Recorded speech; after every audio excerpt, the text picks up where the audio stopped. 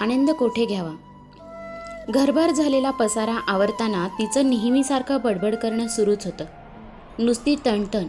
सगळा जीव त्या स्वच्छतेत अडकलेला. पोरं नवरा कंटाळून जायचे हिच्या या वागण्याला. त्या स्वच्छतेच्या पायी सगळ्यांना गरम खाणं पिणं देणं म्हणजे कटकट वाटायची तिला. एकदाचं सगळं स्वयंपाक धोपटून ती नुसती ह्या निर्जीव गोष्टीत अडकायची. सासूबाई नेहमी म्हणायच्या, अगं कामापुरती स्वच्छता महत्त्वाची आहे, पण त्याहीपेक्षा अन्नपूर्णेसारखं गरम ताजं अन्न खाऊ घालावं ग लेकरांना नवऱ्याला. इतका दमून भागून येतो तो आणि तू त्याला सकाळी 7ला केलेल्या पोळ्या वाढते. ह्यावर तिचं वाद घालणं बसणं. मग 2 दिवस अबोला. या सगळ्या गोष्टींना तो कंटाळून गेला होता आणि सासूबाईंच्या लक्षात आलं होतं समजावण्यात आणि वाद घालण्यात काही अर्थ नाही. बऱ्याच बायकांना फक्त घरदार टापटीप ठेवण्यात फार इंटरेस्ट असतो आणि त्यापुढे स्वयंपाक हे कंटाळवाणं काम खरं तर माणसाची सगळी धावपळ पोटासाठी. सकस ताजं अन्न मिळालं तर मनही छान प्रसन्न आणि शरीरही, पण हिला ऐकायचं नाही तर बोलून काय उपयोग, म्हणून त्या त्यांच्या परीने करायच्या आणि बाकी सोडून द्यायच्या. पण या 2 दिवसात काय घडलं होतं कुणास ठाऊक. दोन्ही वेळेस गरम अन्न बनत होतं घरात. आवश्यक स्वच्छता होत होती, त्यामुळे तिचीही ओढताण होत नव्हती आणि दोन्ही वेळेस छान ताजं अन्न मिळाल्याने सगळेच तृप्त होत होते.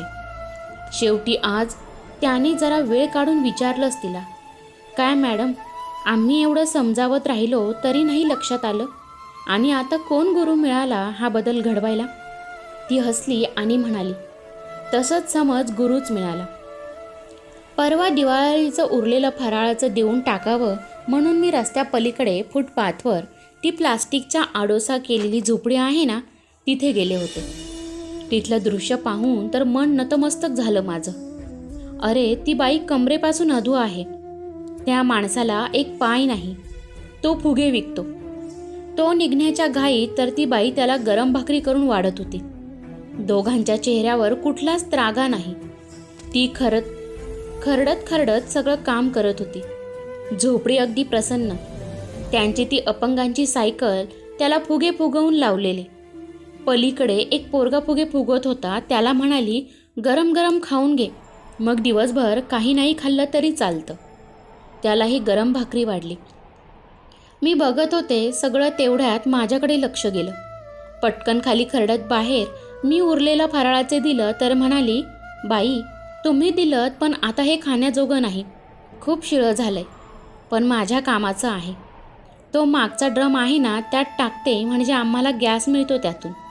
लई बायका शिळं अन्न आणून देतात, पण बाई 2 वेळचं गरम खाण्या एवढं कमावतो आणि देवाने पाय नाही दिले तरी हात आहेत ना.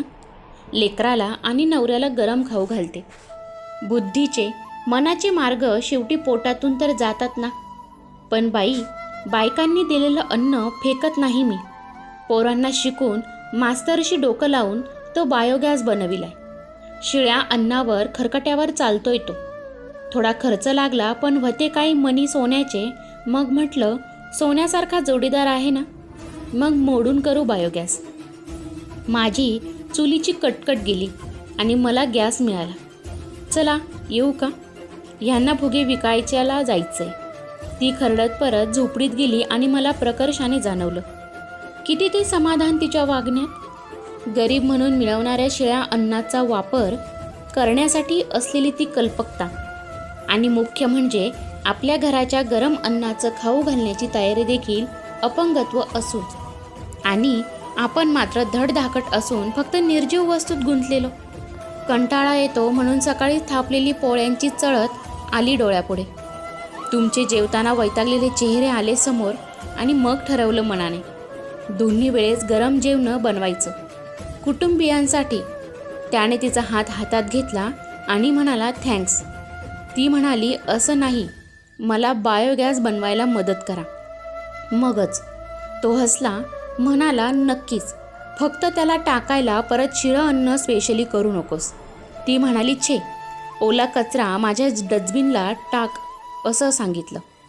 आहे मी अपार्टमेंटमध्ये. आपला श्वास फुग्यात भरून विकणाऱ्या कुटुंबियांसाठी त्यांचे हात मनोमन जुळून आले. शिक्षणाचा अभाव असून, पैसा नसून, समाधानाच्या आणि कल्पकतेच्या जगण्यालाच तो नतमस्तक झाला. तर मित्रांनो, व्हिडिओ कसा वाटला कमेंट करून नक्की कळवा आणि मला कमेंटमध्ये हे नक्की सांगा की आपला आनंद कशात आहे, आपण आनंद कशात शोधावा. आणि चॅनलवरती जर नवीन असाल तर चॅनलला सबस्क्राईब करायला विसरू नका. धन्यवाद.